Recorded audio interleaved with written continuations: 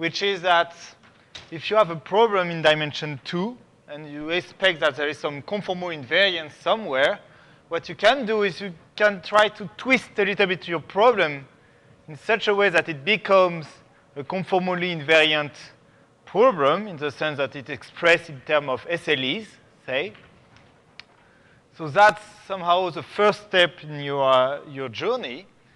After, we saw that what is powerful with this SLE, and really what you should keep in mind at the end of the course, is that the SLE is a two-dimensional curve, but you can encode it by only looking at a one-dimensional curve, a one-dimensional function. And that's exactly the second step, which consists in you can find a diffusion which is somehow hidden in your problem, and that will be much easier to handle. So you have a big problem, a hard problem. You translate this into a diffusion problem. And after, when you have this diffusion, you need two ingredients to study it. The first one is the Loevner equation that gives you exactly what is the diffusion.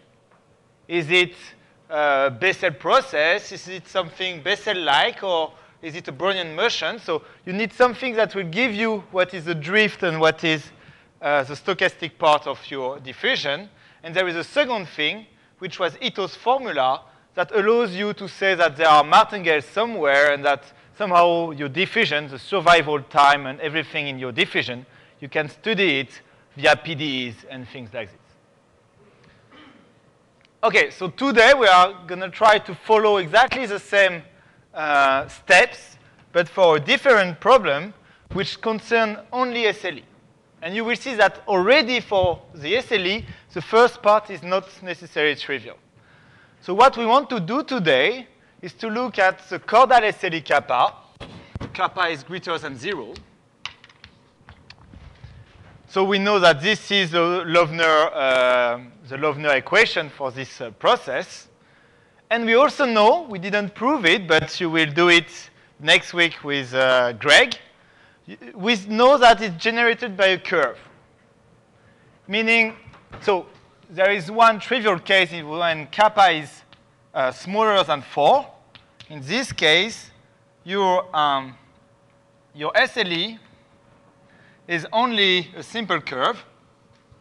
And so the curve here is simply the SLE itself. But for kappa greater than 4, you saw that there is another behavior happening. And the SLE starts to touch itself like this. So what we call SLE is the complete hull. Like you have to feel everything. So this is the SLE. But there exists a SLE curve, which is exactly this thing I drew, which is this curve gamma, which is a continuous curve. Okay, so the existence of this curve is not completely obvious. It's even very far to be from being obvious. But I have such a curve, and now my question is to look at the probability that this curve gets epsilon close from some prescribed point. So in the case here, it's only asking for the probability that the SLE hull goes close to the Z0, but in this case, you can be swallowed. You are here, and you really want to know if at the time you were swallowed, so perhaps I should take this point. Here it will be swallowed eventually, and I want to know at the time where it was swallowed if this curve was actually passed at some point at distance less than epsilon from my point, Z0. So that's my question for today. And you will see that it creates, it shows that there is a second transition in the behavior of the SLEs at kappa equals 8. Okay, so I want basically to look, so step 1, I want to look at the distance between some point Z0, which will be fixed during the whole lecture, to the curve, say, up to time t. So So this is basically what I want to study, and I want to study the behavior when t goes to infinity. Okay, so this is typically something which is hard for the SLE. Even if you see we computed a lot of things using SLE, but this thing is not conformally invariant. Meaning that if you compute, let's forget about SLE for 1 second, if you have a domain and a point A in a domain, if you look at the distance from A to the boundary, something, and now you look at the image by a conformal map of your domain, you cannot relate D to the distance here. There is no explicit formula using only D and G, for instance, the knowledge of D and G, that will relate this distance to this distance D prime. So here I have a problem somehow. I cannot simply use the distance. And the answer to this problem is the following quantity, and we use it several times in the proof, but I'm not in the course, but I'm not sure that you realize that, is what is called conformal radius. So the conformal radius is something very simple. You map this domain to the unit disk A to 0, and you ask for the derivative to be strictly positive. So this determines uniquely your map. We saw that earlier. So there is a unique map, I will call this FU, that maps this point A to 0, and such that the derivative is strictly positive. This derivative here is called the conformal radius.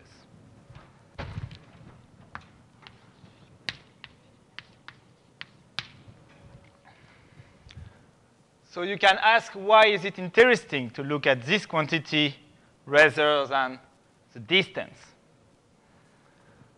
If I look now at the conformal radius here, so I have another map, FV this time, and you see FU, it's exactly FV circle G. So when I derive at A, I find that this thing is exactly equal to this thing times the derivative at A. So now, if I know G, and I know here the conformal radius, I can compute the conformal radius here.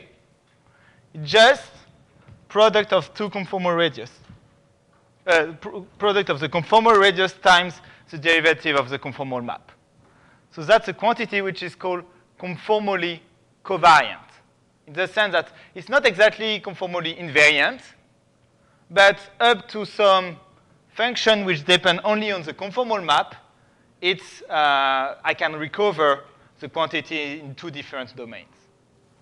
Okay, so that's a definition. Nice. That's a conformally covariant object. Why is it related to the distance?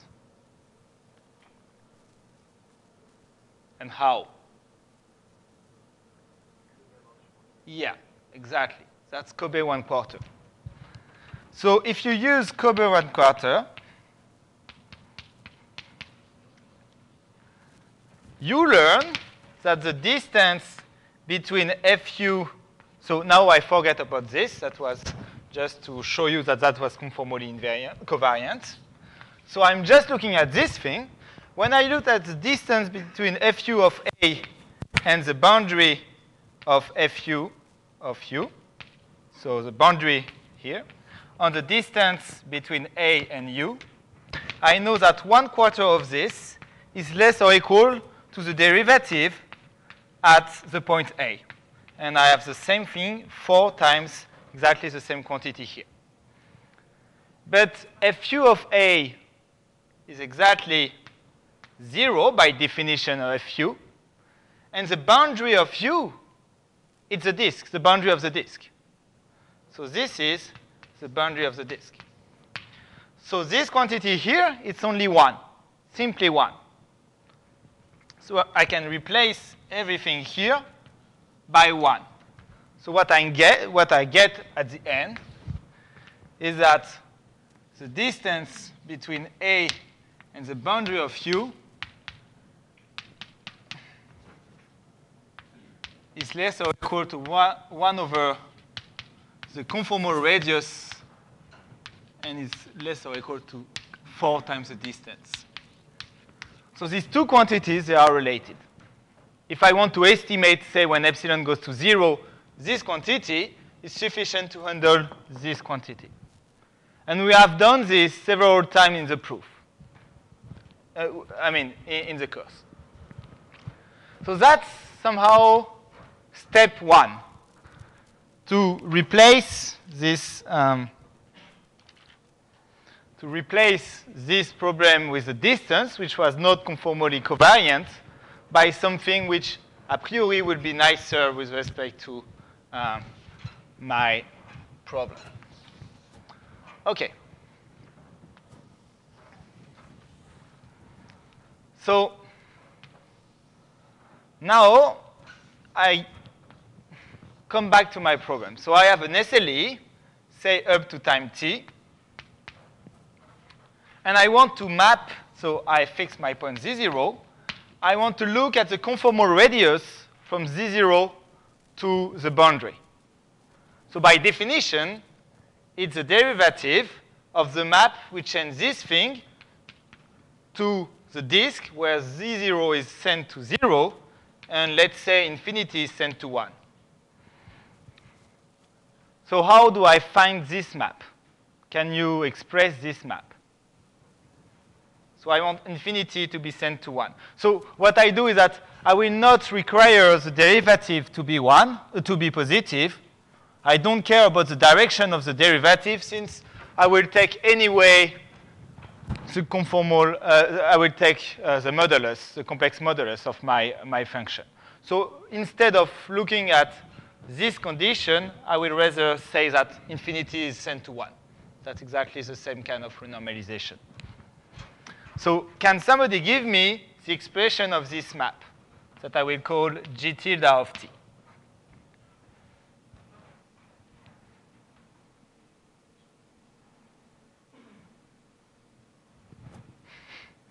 What does it mean? It means that's too easy, or? Yes, we are allowed to use GT, otherwise we won't go fast. Yeah. Okay, so you are allowed to use GT and any sign, not depending on gamma. So the technique is indeed to use GT. So you use GT like this. You map this first to the upper half plane. So you will have GT of Z0 somewhere. And now you map this to this. And this map is easy to write. It's Z minus GT of Z0 over Z minus GT of Z0 bar. This map is exactly sending this domain, GT to 0, and 1 to infinity, infinity to 1. So finally, G tilde of t apply at some point z. It's just gt of z minus gt of z0 over gt of z minus gt of z0 bar. What did we do here? Did we do something very complicated? The answer is no. When you look at this domain here, when we use GT, it's just to say, okay, we are going to look at our SLE from infinity. Infinity is our reference point. We are at infinity, and we look at how our SLE evolves. So when I want to map back GT, I want infinity to be sent to infinity. Here we do something different, slightly different. We just say we are interested at what is happening at point Z0. So what we are going to do, we are looking at this SLE from Z0. Z0 is the point that never moves. So that's the point which is sent to 0, and it doesn't move. It looks at the SLE. So somehow, what I'm doing with g tilde of t is just changing my reference point, nothing more. Okay? And in what am I interested? So what I want to compute is the conformal radius. So it's 1 over, so let's say, I want to compute 1 over the derivative at 0, so I want to compute this. This is my goal, to look at this. Prime, sorry. Okay. But when you have the SLE kappa, looking at the derivative of SLEs is not very hard because here you can just differentiate with respect to z, and you will have an ugly formula, but you will have a formula for gt prime. So we want to do a little bit the same thing there, keeping in mind that a priori we just changed the reference point. The behavior of gt prime of z0 should be driven by some, say, Loevner-like equation. So let's try to find our Loevner-like equation. So in order to do that, I'm going to simply try to compute this thing. The derivative at time t of g tilde. So I'm going to write something ugly and try to think how I could derive this.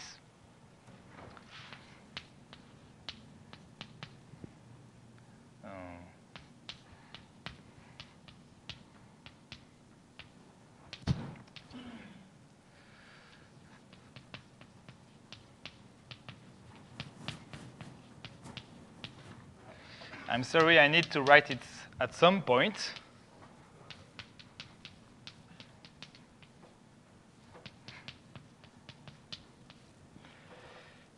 If somebody managed to do the computation faster than me, I will give him a caipirinha. I know that I'm doing the same thing as other people here, but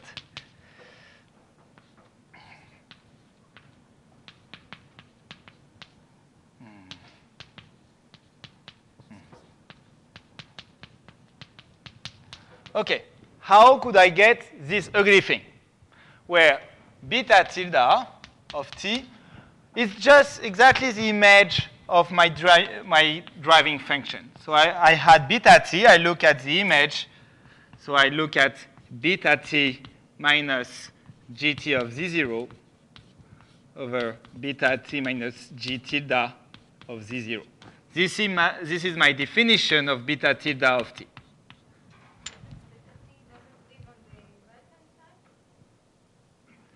Beta tilde comes from, no. That's just something which is on the circle. Yeah, but the beta t, this thing on the left-hand side should be, I think, on the right-hand side. On the right-hand side. Do you mean here? Yes. No. This is of red. So this is of radius 1. Just where you painted it. Painted a point. You wrote the point and you wrote the Oh, this point you mean should be. one above it to the left. On the left? Yeah, on the left. Yeah. No, so this is beta t. This is beta of t. Should be on the other river. Yes. Sorry. Yeah, thanks. Yes, that's true. So beta tilde is this ugly thing. So how do I get that? Is it hard?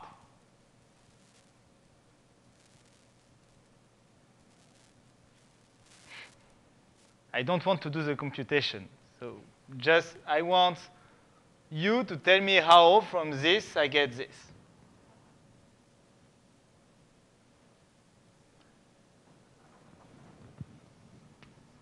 I will put 2 letters and a pre-arrow. I don't know. Or I can send somebody to the blackboard to do it. I don't know. That's another possibility. So this is easy. You just have to differentiate here with respect to t, and to use the Lovener equation. The Lovener equation really computes this kind of thing. So here you derivate with respect to t, and you replace all this stuff by what you have. And here you see that finally it's not going as well as you wish, because you finally get something very ugly. But that's just a straightforward computation. Nothing is hidden here. So you have this thing. OK. But when you look at it, this looks very, very close to a Lovener equation in the case of the radial SLE. I mean, in the radial SLE, it's not very, very nicer. You have this thing, and you have your quotient.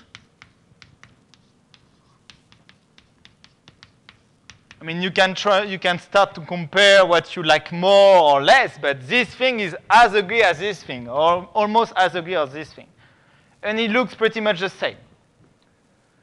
And this term here, you see, it does not depend on z. And even it's very nice, because what is this kind of thing? Is it a complex number? Is it this thing? Sorry? It's real, yes, and it's strictly positive. Why? Because this, OK, that was not, it was not yet, but now it is. So this thing is purely imaginary. So when you square it, it's negative. And this, when you factorize here, you see that you get something purely imaginary squared, which exactly gives you that this thing is negative number on negative number. It's a positive number. And it's still not the case. That's starting to, so there is a minus here. Now it's really a positive number. You see, we do it together, or at least I discover it alone. But this thing is positive. So 80 is positive, and the most important thing is that it does not depend on z. So what can you do now? What is the next step in order to simplify this whole? Sorry?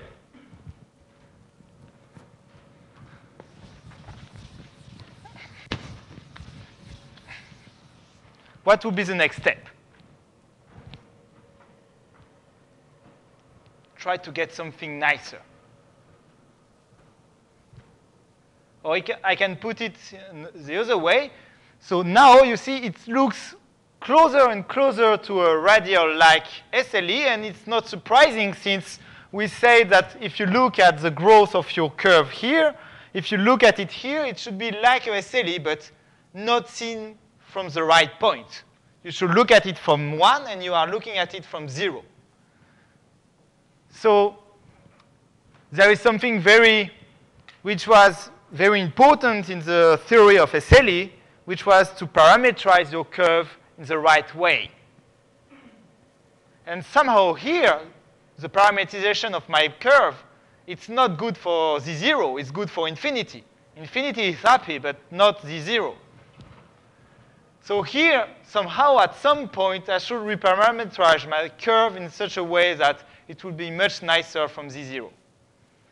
And when I'm looking, even if I don't know this kind of philosophy, when I'm looking at the equations there, I see that there is a natural reparameterization that I can do, which will make a lot of things disappear.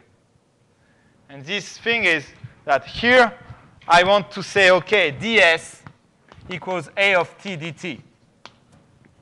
Because if I plug this, I will make all these terms disappear. I mean, forget about SLE. You have something huge here and very ugly. If you want to make this disappear, you put this, you plug this time change. So if you do this time change, so we will call hs. This is g tilde of t of s. And I will put e to the e alpha s will be beta tilde of t of s. So if I plug this time change here, I will exactly get this equation.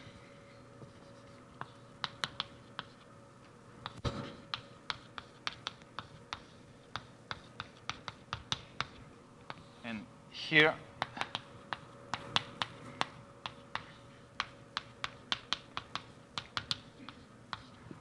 and this equation is really, really Loevner-like.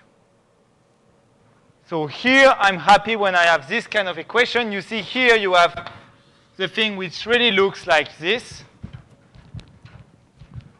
You divide by your by gt minus the driving process, and you have other terms that don't look exactly the same, but look alike. Okay?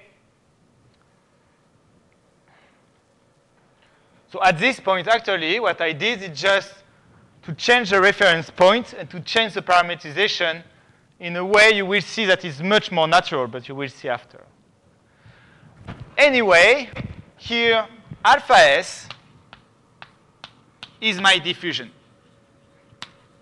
It's exactly the diffusion I was looking for here.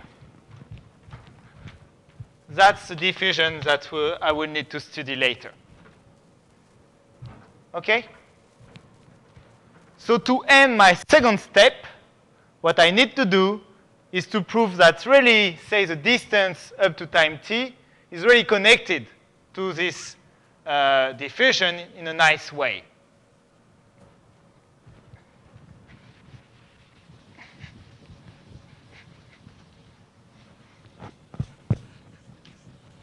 So note one thing is that everything I did here, it's true up to the time at which this thing breaks down.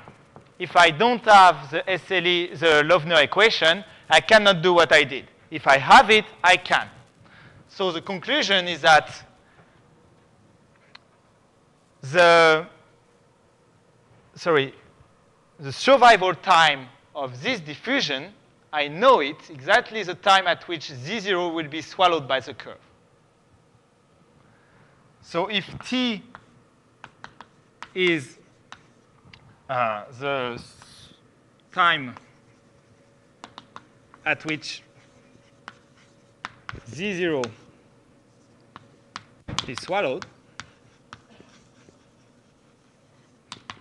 then S, then the survival time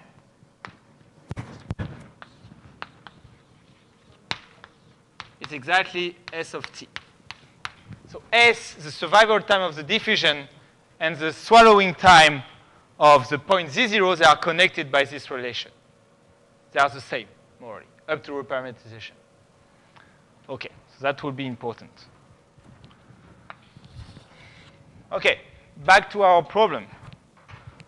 We want to evaluate the derivative at Z0 of G tilde.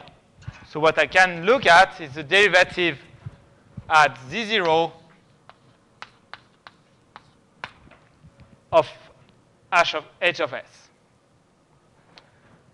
And you will see just in the computation that it's nicer to look at this. This is exactly what you were looking at when you were looking at the normal radial SLE. When you were looking at the radial SLE, when you compute the logarithm of the derivative at time at the point 0, it's just dt. This thing is just t. You reparameterize your curve. The parameterization of the curve is so that the capacity at 0 is exactly t. Here, if you believe that everything is consistent in some way, what you should get here, exactly S. You should get that the reparameterization is exactly in such a way that you will get the right capacity here. So let's try to do it. Let's derivate the logarithm. So the logarithm of the modulus is the real part of the logarithm. So this is the real part of the derivative of the logarithm.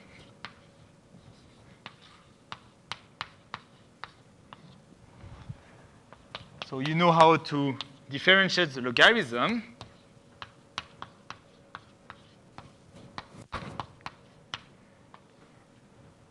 and there is some prime everywhere. And now this thing here, it's easy to compute. Because look, here, I can differentiate if I want with respect to z. I differentiate this thing. It will be a huge thing, but completely straightforward to do. And when I look at z0, there will be plenty of things that will vanish. Why? Because hf of z0, by definition, it's equal to 0. So here you imagine, in your head, you differentiate this with respect to z, and you plug hf of z0 equals 0. So a lot of things vanish, many, many things. And actually, when you look here, you only get that that's the real part of 2 over 1 minus e to the e alpha s. So really a lot of things vanish. Yeah?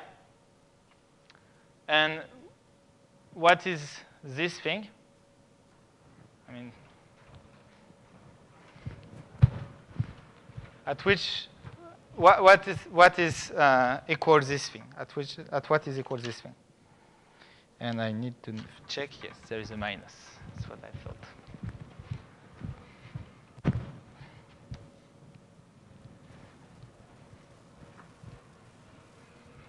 I mean, I don't know, the first time I saw that, I was wondering why, but it's completely straightforward. This thing is equal to 1.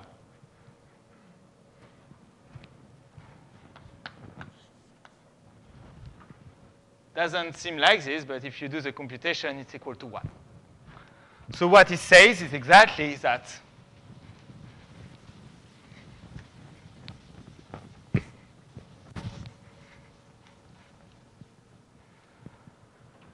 the logarithm of hs prime of z0, it's the logarithm at time 0 plus s. So perhaps I should remove this. So it's h prime 0 of z0 e to the s. So we exactly get the same parameterization as in the radial case. So this time change here, you can see it as just a trick to simplify the equation, but you can see that I was very, very, very, very good, and I knew that I would like to change the time in such a way that I would have exactly the right capacity here, and I will do exactly this time change. Believe me that the first hypothesis, which is true. Yeah?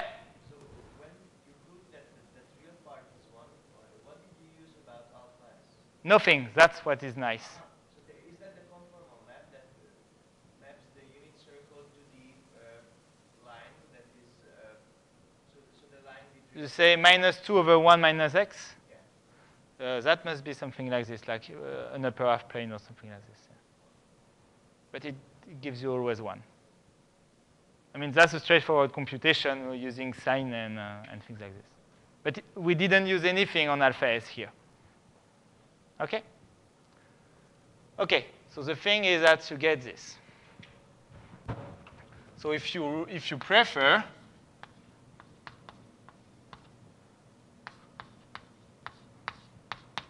so you have the derivative at time 0 and the derivative at time 0. Believe me, it's very easy to check that that's equal to the imaginary part of z0 times e of s of t. So this is the final thing, the final expression for g tilde. I just replaced. And now I just have to look at the distance at time t. So dt, the distance between z0 and gamma of 0t. So by definition, this will be by the 1/4 theorem, this will be of order 1 over the imaginary part of z0 times, so that was a minus 1, sorry. So it will be imaginary part of z0 times e to the minus s of t.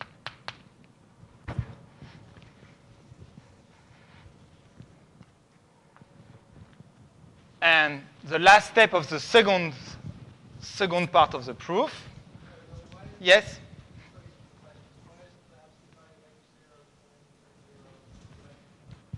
Why? From this line to this line, I just use that h of s is g tilde of t of s.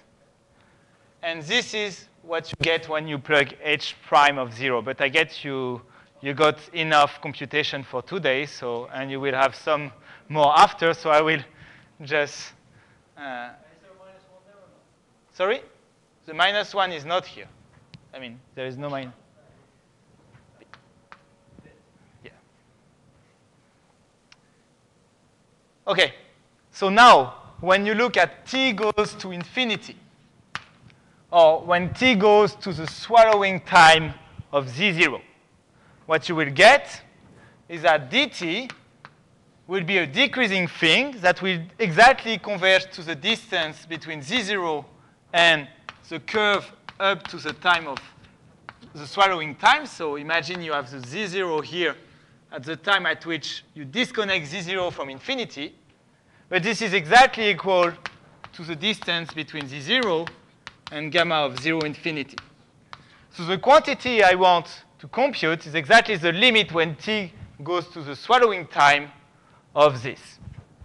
But when t goes to the swallowing time, s goes to the survival time of my diffusion.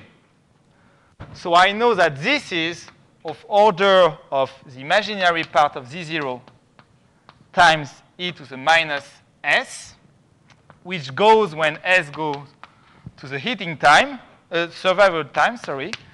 It goes to the imaginary part of z0 times e to the minus the survival time. Just simply two convergence, one in t, one in s. So the conclusion is that the distance between z0 and the curve, you can express it very nicely by saying that that's the imaginary part of z0 times the survival, e to the minus the survival time of my diffusion. So yesterday you saw that somehow we were looking at the survival time of my diffusion for other reason. Here it's just because it computes explicitly the distance. I mean, up to a factor of 4, the distance to the curve up to infinity. And I mean, can somebody motivate why there is this imaginary part of z0 somewhere?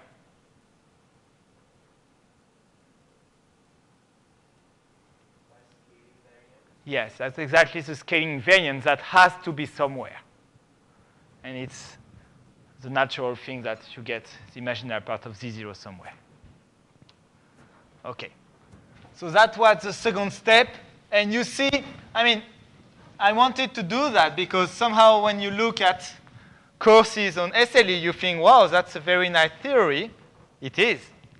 But you don't see enough computation. I mean, in the theory, for sure, there are many computations. And you see, that's the kind of computation you have to do. It's always the same philosophy as yesterday, but the second step is a little bit harder than yesterday. And if you want to compute something a little bit trickier on the SLE, you will have to do the same steps, but it will be even harder and harder. So now, our only question is to study the survival time. Step 3. So we need to know what is this diffusion alpha s, because somehow we don't know anything. We have a definition, but we don't know anything on this diffusion. OK. So if I want to compute alpha s, or say d of alpha s, I need to understand e to the I alpha s. But because I know my time change, it will be actually sufficient to study beta tilde of t. If I have the drift for beta tilde, I will have the drift for e to the I alpha s. But this is beta t minus gt of z0 over beta t minus g tilde of z0. So since I know the Löwner equation, I can differentiate everything here. So actually, just using Löwner equation, so to know this thing, for instance, this thing is only derived, depends only on beta t, actually, on the derivative of beta t. So I will not do the computation for you, but you see that's completely mechanical. You first use Löwner equation to derivate this. You will get this after you do the time change, this ugly time change, and after you just look at d alpha s, you take the logarithm. So this is a huge computation. Like it's very, very, what we saw before, it's like what you give to your baby, and you have to do that.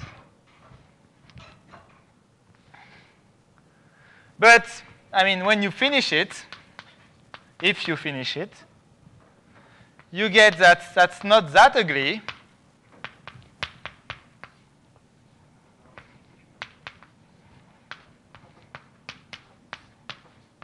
And it actually solves this equation.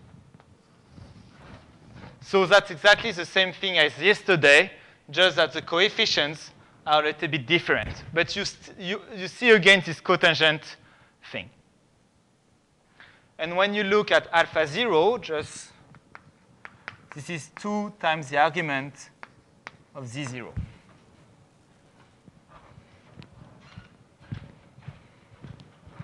So the third part can look very easy when I do it like this, but that's like the very annoying part of the proof. But it can be done, and it involves exactly the same arguments as yesterday. Löwner evolution, so the Löwner equation, and the drift at the start. So you get this. OK. So this thing, now, OK. Let's look at when do we have probability that z0 belongs to the curve strictly positive. When do we have that? So if z0 belongs to the curve, it means that the distance here goes to 0. So this thing equals 0. So it means that the diffusion survives an infinite time. So when you look at the diffusion there, you can see that close to 0 and 2 pi, it looks a little bit like the Bessel process, because the cotangent is equivalent to 1 over x. So actually, you can really make sense of this. And you can say that the behavior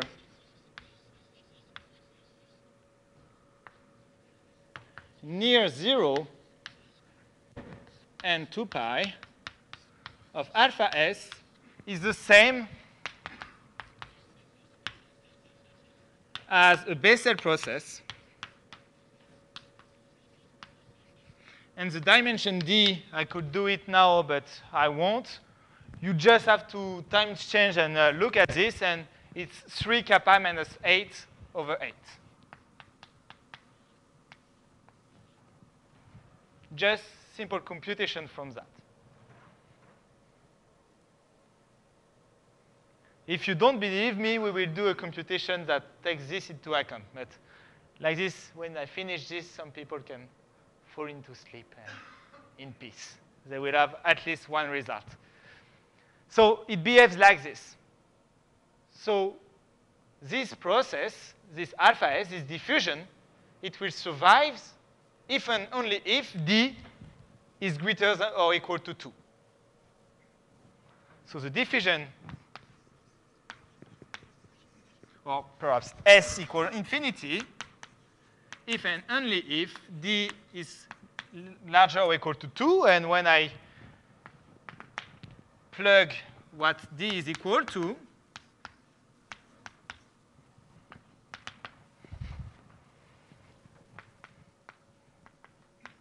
I get that kappa is larger or equal to 8.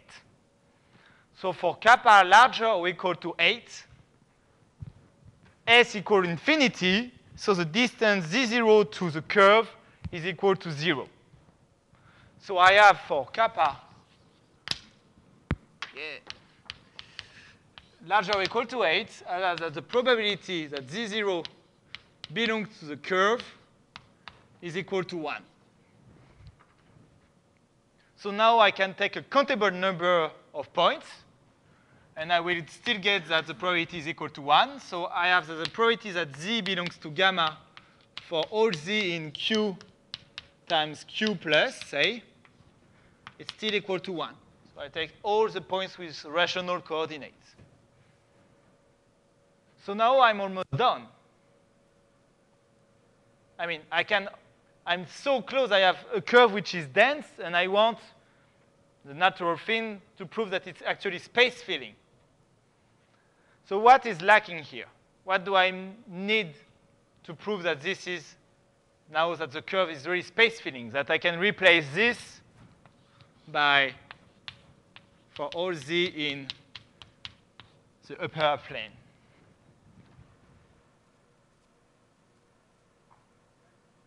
Sorry? Compactness? Yes, that's the spirit. We have a curve which is dense. We would like to prove that it's close. And I mean, I know that, say, the image of 0, 1, if I just look at time 0 to 1, I know that the image is compact, so close. So the only thing I need to prove is that my curve is not doing that in an infinite number of times, say, and just does not go to infinity. Because in this case, you could be locally compact. You could have the image of 0n compact, so close, but the image of my whole curve will still not be close.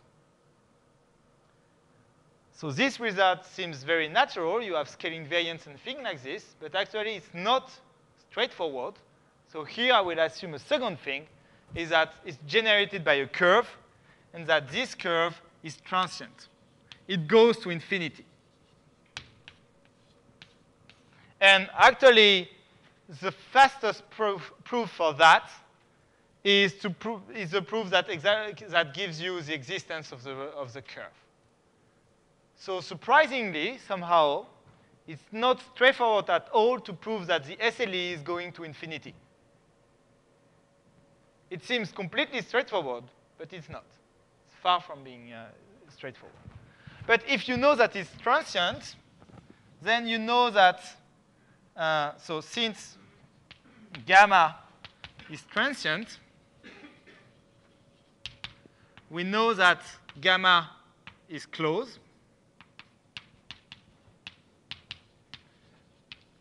Almost surely.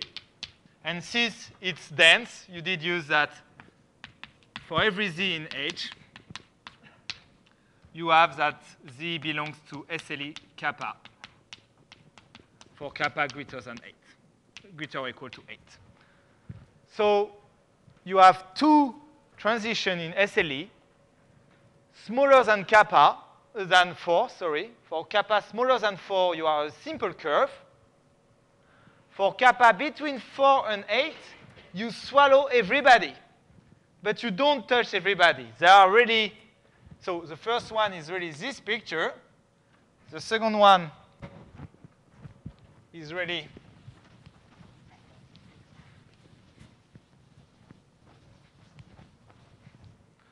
this picture. So you swallow everybody eventually, but you let a lot of space. And the last one, I will have difficulties to draw it, but you really go, you touch everybody. You are really space filling. And so smaller than 4, between 4 and 8, and larger than 8. OK? So I still have 25 minutes, and I hope I won't use them. But I would like to do something, because you can do a little bit more than this. You can have information for kappa between 4 and even between, 0 and 8. OK, I should not have erased that. But let's look now already at our first problem. So we wanted to look at the probability that the ball intersects the curve. So a ball of radius epsilon intersects the curve. And now we know, so this is exactly saying that the distance to the curve is less or equal to epsilon. So we know that it's exactly equivalent to the probability that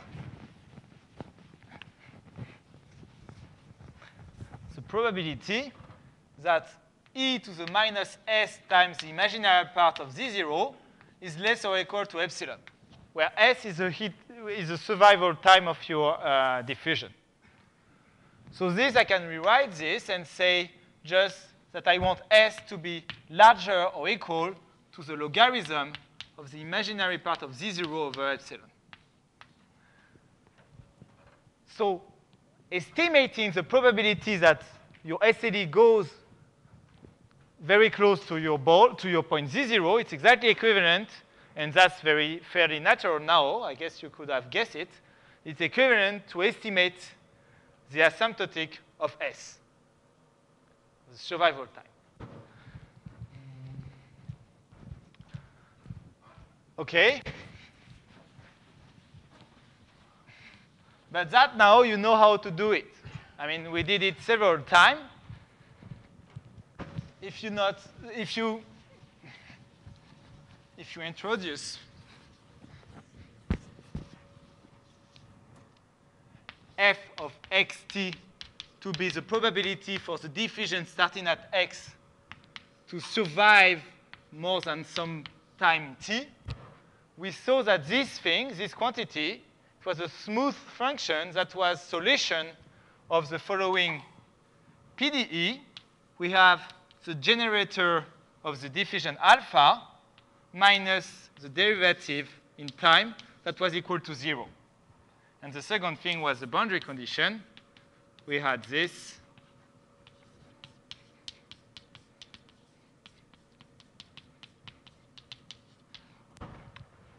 So we saw it yesterday. You saw it twice in the course. When you have this, you say, OK, I look at the leading eigenvalue, of my operator Lk, so leading eigenvalue. That's 1 minus kappa over 8 in this case. And I know, general theory, that this f will behave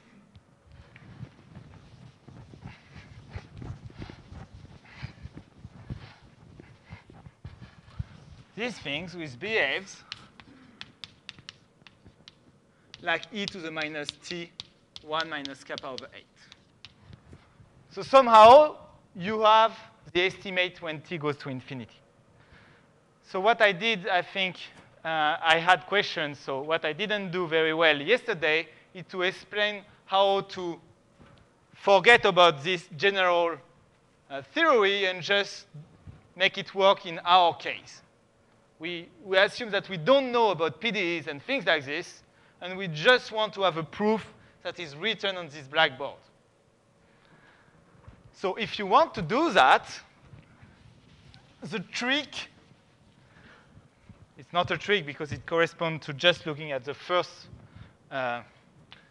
Fourier coefficient, but the trick is to look at the eigenvalue, the eigenvector associated to this eigenvalue. And in this case, it's this quantity. So let's say I give you that. Now, how to derive this kind of thing? I give you this quantity and this quantity, how to derive. So the idea is to introduce a new function, sorry, f of xt, which is almost the same as small f. So you still have the indicator that you survive more than t. But you add a new term, which is the sine of alpha s over 2 to the 8, alpha t over 2, sorry, to the 8 over kappa minus 1.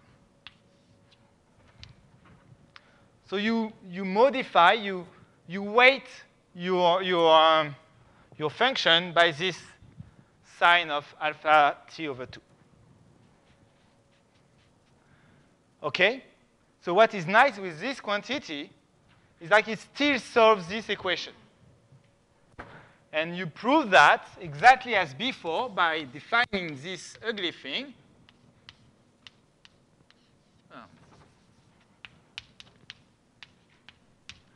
So I apologize for people who already understood yesterday, but I guess it was not clear enough.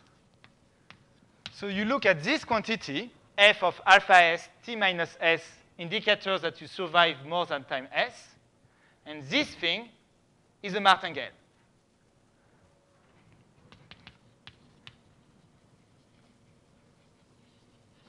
And that's a martingale. Why? Because that's actually equal to the conditional expectation of the sine of alpha t over 2 to the 8 over kappa minus 1, indicators that you survive more than t, knowing fs, knowing everything before fs.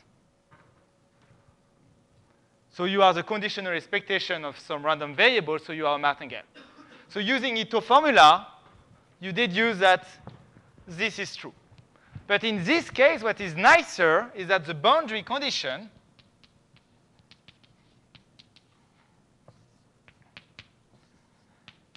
conditions are nicer at 0. F of x0 is the sine of x over 2 to the 8 over kappa minus 1. And you still have f of 0t equals f of 2 pi t equals 0. So you have nicer boundary condition. Why? Because here you can say, I know this function. This one I didn't exactly know, but this one I have no doubt. Why? Because I know a solution of this problem. This function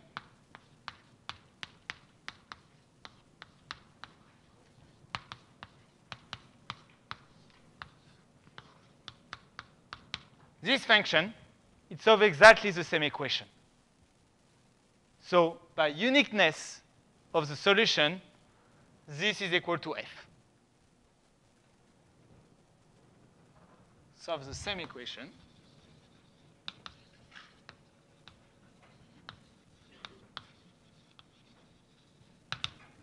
And so you deduce that f of xt is exactly equal to this thing. So you know it explicitly because you have really a solution. You have already a solution of this problem. I mean, when you try to solve a PDE, you try to do separation of variables, and that will be the first function you will arrive with. Okay, but now this big F that I know what it is, I can compare it to F. So when I'm here, this thing, I can rewrite it, say, as the expectation of sine of alpha t over 2, 8 over kappa minus 1, knowing that I survive more than t, times the probability that I survive until time t. That's exactly the same thing. But this thing is smaller or equal to 1. So I have already one bound. I know that f is smaller than f. But in the other direction, this thing is not very small, because once you force your diffusion to survive up to time t, at time t, there is no reason why this diffusion should be close to the boundary. It's nicely spread between 0 and 2 pi. Yes? Isn't it so that if t is very large, then the conditional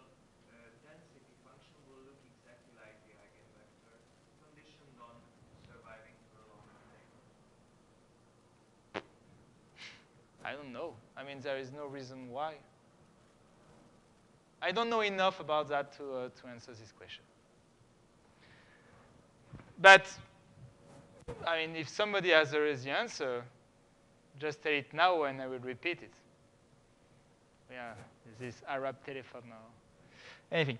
So this thing, we say probability 1/10, alpha t will be between pi over 2 and 3 pi over 2. So it will, this sign will be greater than some constant. So this thing here, actually you can bound it from below by some constant. So f is of same order of magnitude as small f. Okay? So that's the complete proof. What I didn't explain is why here you can do that, but that's at least intuitive, and diffusion theory answers this kind of question. Okay? So you can forget about what I explained yesterday and just remember this proof. It works, and that's perfect. Okay, so what do we conclude from that? Because we want to answer something. So now, if I look at the probability that the curve intersects the ball, so we say that it was of order of the probability that S is larger or equal to the logarithm of the imaginary part over epsilon. And so now we know from that this is of order exponential minus 1 minus kappa over 8 times the logarithm. So let's forget about the imaginary part of z0. We don't care. It's not depending on epsilon. This is of order of epsilon to the 1 minus kappa over 8. So we have an estimate on the probability for this SLE to go close to this point z0. So to finish, just here in 5 minutes, not even 5 minutes, I will just explain how you can deduce something on the Hausdorff dimension of the curve.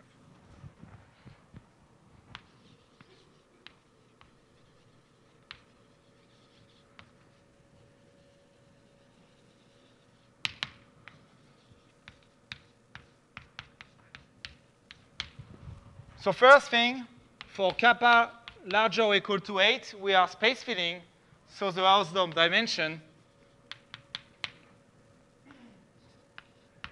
it's 2.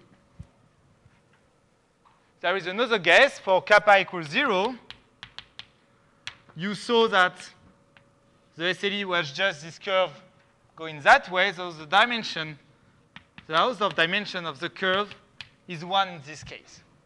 What is it equal to between? Does somebody has a guess with what we did?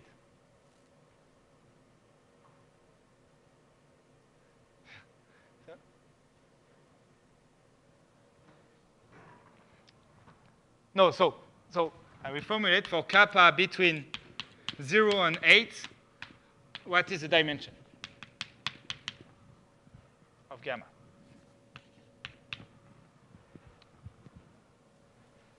So if you want to have an intuition on what is Hausdorff dimension, I guess you have a crash course just before. I'm just quoting. But it was, I mean, very good. He gave exactly the definition and everything, so that was perfect for me. But let's just have the intuition that it's the number of balls. So you look at the number of balls you need to cover your curve. So let's look at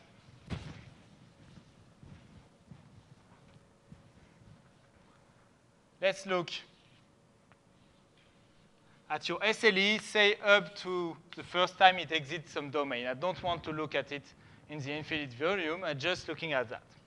And let's divide my rectangle, say, of width 1 and 2. Let's divide it into small balls of radius epsilon. How many balls do I need to cover the SLE? So obviously, I need less than epsilon square balls, but how many do I need?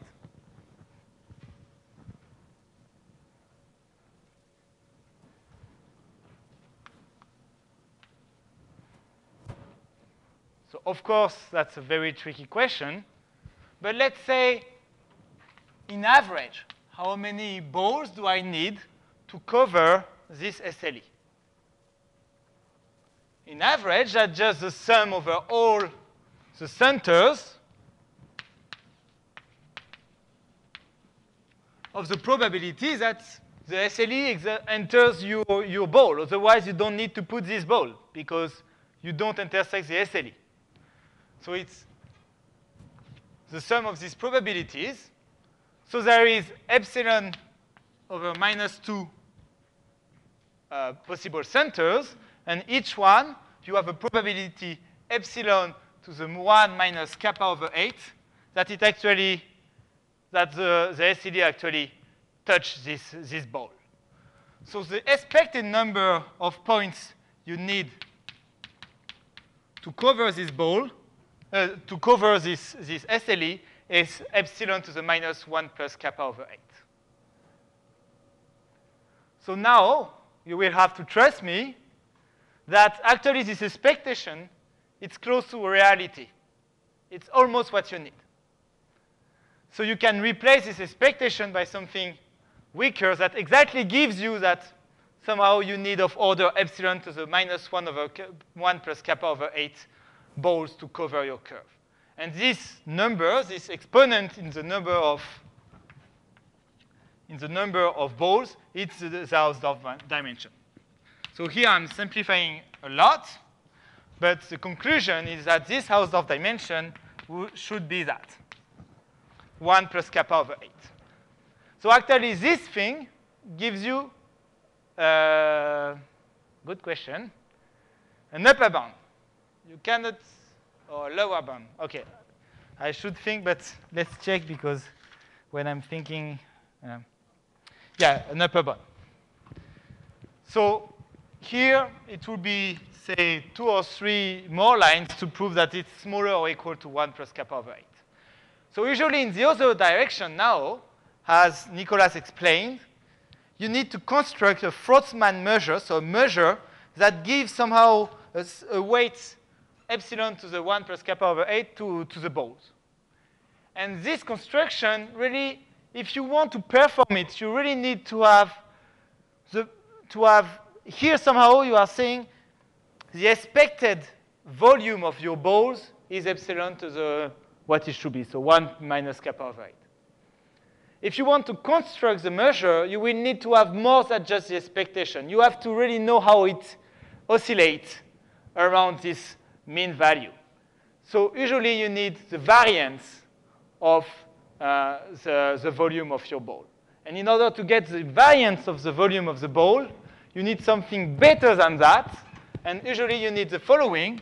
You need the probability that you go into the ball of size epsilon around Z0, but also in the ball of size epsilon around some Z1. We are all very tired. And this thing, you will like to have an estimate which factorizes somehow. The fact that you went through the ball of size around Z0 does not give information about what you do around Z1. So you will need twice the 1 minus kappa over 8. And here, because if you take Z1 close to Z0, of course, there is something appearing which is nasty. You have Z0 minus Z1 to the 1 minus kappa over 8. So if you are able to estimate this second moment estimate, you will be able to construct a Frostman measure and to prove the other inequality. The end of the story is that this thing is very, very hard to compute. Why? Because somehow when I was looking at the probabilities that you go through a ball, I had this trick that allowed me to replace that by something conformally invariant, this conformal radius. When I'm looking at this, I can do it for the first one. Like really looking at the conformal radius, say, for the first ball that I reach. But the second one, there is something somehow that you cannot go away with a trick, and you cannot just use a very nice argument. You have to put your hand into the model and to start to do things that are not conformally invariant with SLE. And this is ugly. So this theorem is due to Vincent Beffara. And so he managed to do the second moment estimate and to prove the other inequality. OK, that's finished. Thank you.